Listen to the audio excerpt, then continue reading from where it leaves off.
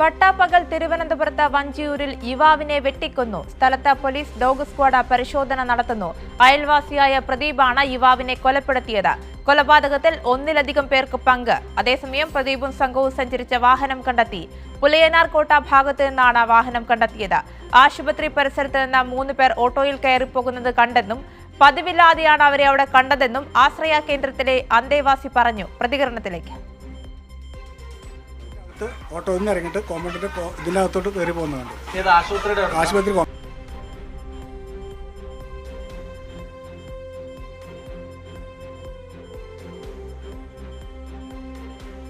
കൂടുതൽ വിവരങ്ങളുമായി തിരുവനന്തപുരത്ത് നിന്ന് മുഹമ്മദ് നൌഫൽ കൂടിച്ചേരുന്നുണ്ട്. നൌഫൽ, പട്ടാപ്പകലാണ് ഇത്തരത്തിലൊരു കൊലപാതകം നടന്നത്. എന്തായാലും പ്രതികൾ സഞ്ചരിച്ച വാഹനം പോലീസ് കണ്ടെത്തിയിട്ടുണ്ടോ? ഒപ്പം അന്തേവാസിയുടെ നിർണായക മൊഴിയും പോലീസിന് ലഭിച്ചിട്ടുണ്ട്. ഈ കൊലപാതകവുമായി ബന്ധപ്പെട്ട ഏറ്റവും പുതിയ വിവരങ്ങളിലേക്ക്.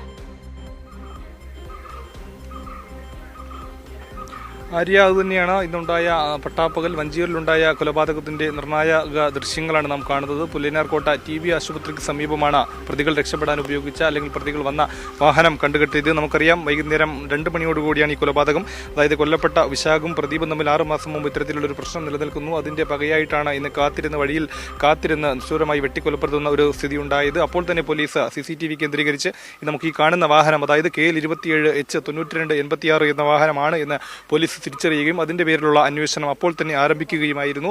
ആ അന്വേഷണത്തിനൊടുവിലാണ് പുലയനാർകോട്ട TB ആശുപത്രിക്ക് സമീപം ഈ കാർ ഉപേക്ഷിച്ച നിലയിൽ ഇപ്പോൾ കണ്ടെത്തുന്നത്. ഉടൻ തന്നെ പോലീസ് ഡോഗ് സ്ക്വാഡും ഉൾപ്പെടെ ഇവിടെ എത്തിയിരുന്നു.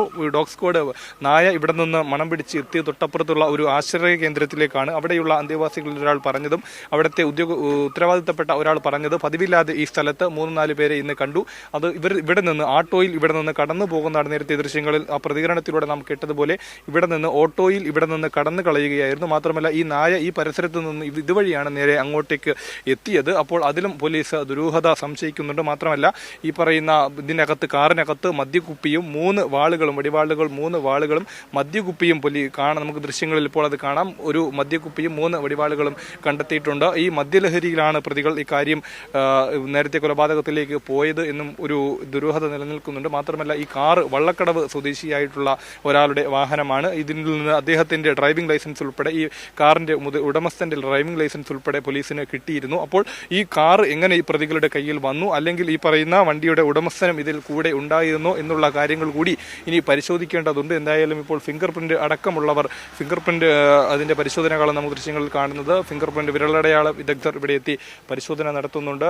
കൂടുതൽ ഫോറൻസിക് സംഘം ഉടൻ ഇവിടേക്ക് പരിശോധനയുമായി എത്തും. എന്തായാലും ഡോഗ് സ്ക്വാഡിന്റെ പരിശോധന കഴിഞ്ഞു. ഈ നിർണായക തെളിവുകളാണ് ഈ കാർ എന്ന് പറയുന്നത്. അപ്പോൾ പ്രതികൾ എന്തായാലും പരിസരത്ത് തന്നെ അല്ലെങ്കിൽ തിരുവനന്തപുരം നഗരം കേന്ദ്രീകരിച്ച് തന്നെ ഉണ്ട് എന്നാണ് പോലീസിന്റെ പ്രാഥമികമായ ഒരു നിഗമനം. അത് കേന്ദ്രീകരിച്ചാണ് ഇപ്പോൾ അന്വേഷണം നടക്കുന്നതും. ഇത്രയും പെട്ടെന്ന് തന്നെ പിടിക്കാൻ കഴിയുമെന്ന ഒരു പ്രത്യാശയിൽ കൂടി തന്നെയാണ് ആര്യ. ശരി, എന്തായാലും പ്രതികൾ സഞ്ചരിച്ച വാഹനം പോലീസ് കണ്ടെത്തിയിട്ടുണ്ട്. അല്പസമയത്തിനകം തന്നെ ഇതുമായി ബന്ധപ്പെട്ട കൂടുതൽ വിവരങ്ങൾ ലഭ്യമാകുമെന്നാണ് മനസ്സിലാക്കുന്നത്. മുഹമ്മദ് നൌഫലാണ് വിവരങ്ങൾ നൽകിയത്.